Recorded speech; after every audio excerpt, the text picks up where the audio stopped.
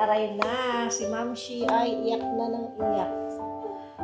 Kahit pwede pa, kahit na anong gusto mong gawin. Kaso nga lang, kung magiging komportable kang tatay, anong gusto mo?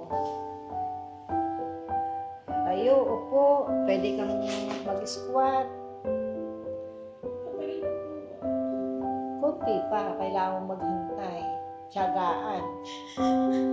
Mas maagwan pa nga yung labor mo para sa iba. Umiyak eh, paano mo makayanan yung sakit? Talaga, pag umiyak ka, manghihina ka, di ba sinabi ko sa'yo? Ano lang, blow, inhale, exhale. Dasal, dasal. Mami.